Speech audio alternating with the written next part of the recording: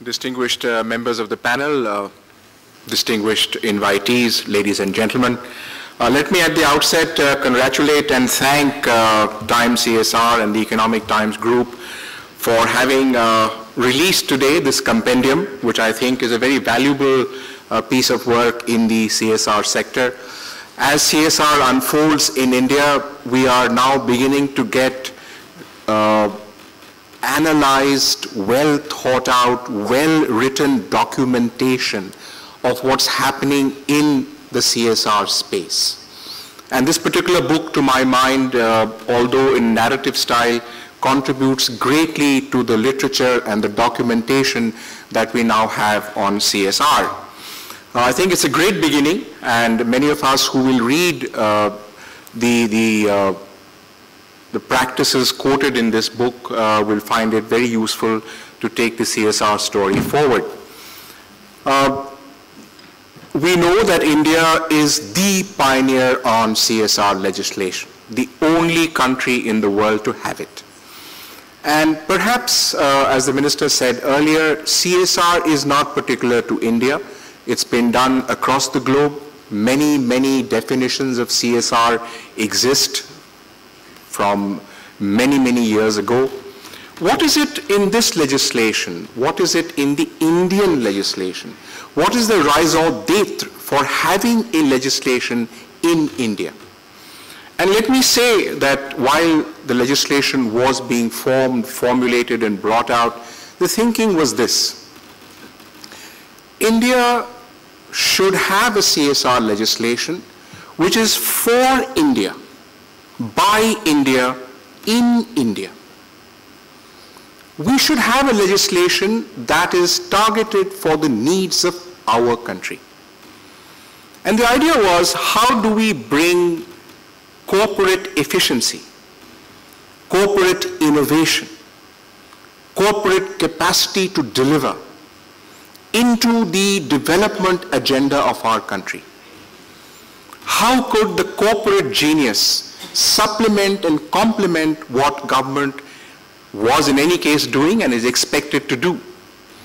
And although we see whether it's 20,000 crores or 18,000 crores may well be a small amount, but leveraged several times and used efficiently, it can contribute in manifold terms to the development progress of our country. When we speak, therefore, of CSR in the new legislation, we're trying to take it away from the concept of just charity or the distribution of freebies or pure philanthropy. We're trying to take it into the area of strategic CSR, where the company sees the money allocated for CSR as real opportunity. Use that, what it has, leverage it several times if you can, but make the best use of it. And we see here, therefore, that when the corporate contribution comes, it is used most effectively on the ground to help whom? And this is important. The end result of the CSR effort of the company must benefit the poor, the marginalized, the deprived. This is not said in the legislation, but the spirit of the law is that we should use our resources to benefit those in our country who are deprived or in several ways backward. We know that we want to use this money effectively, but as one of my speakers earlier said, corporates are not really inclined or made or formed to do CSR. If you are a company manufacturing LED bulbs, your concern is to manufacture good bulbs, sell them at the maximum profit, earn as much as you can for the company and its shareholders. But at the grassroots level, the real implementation of programs are the NGO sector. Those who live and work among communities. Those who deliver on the ground. And it is in this triad, government creating the environment, the enabling environment, corporates providing their financial resources and their efficiencies, and NGOs delivering on the ground. It is this triad working in synergy that can really make CSR a success. We've said then that when you talk about strategic CSR, please think not in terms of one-off efforts, not something you do momentarily or intermittently.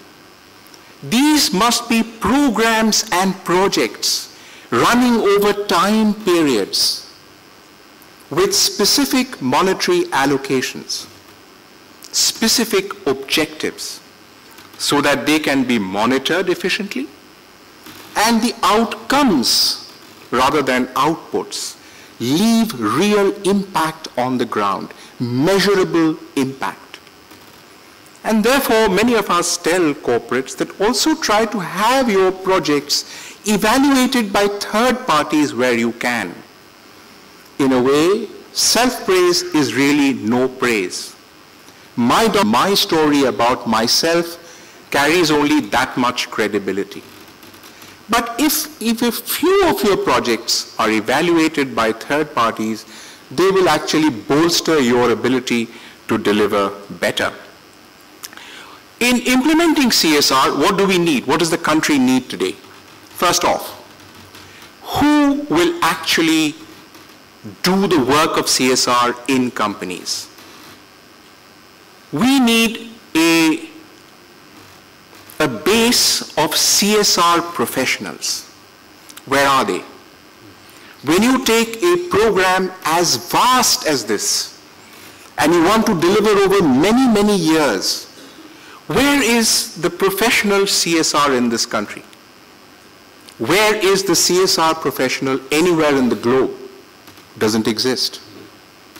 Therefore, we need to create that group of CSR professionals who can deliver. And in the Indian Institute of Corporate Affairs, we are tasked by the Ministry of Corporate Affairs to create this group of professionals. So we have in the IICA 9-month certification course, which is purely online. You can do it anytime, sitting anywhere. And that course begins this October. But we also have many short-term training programs for which companies can sponsor their executives. Number 2, what about the NGOs?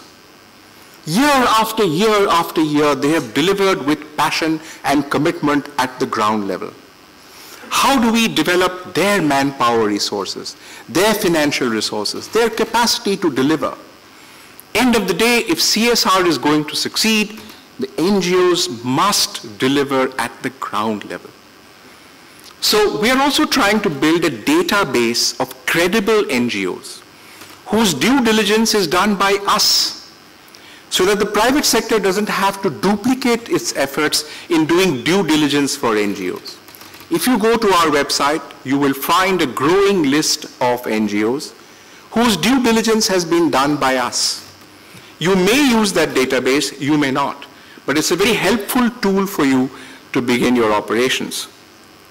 I'll close because I know that you're looking at me a little bit at a glance, but all I wanted to say is, if India can do its CSR well, if it can deliver the goods, and believe me, we are the cynosure of eyes across the world. We're watching the Indian experiment with great interest. When I went and met Michael Porter in Harvard, he said to me, Dr. Chatterjee, you and I differ in some ways. I talked about shared value, putting business first, and social responsibility as an outcome of business. You're putting social responsibility first in building brand value and good feeling amongst shareholders. You've reversed the order. I wish you good luck, because America is America, India is India. But if you succeed, there will be many lessons that the rest of the world can learn from you. I hope and pray that India does succeed. Thank you.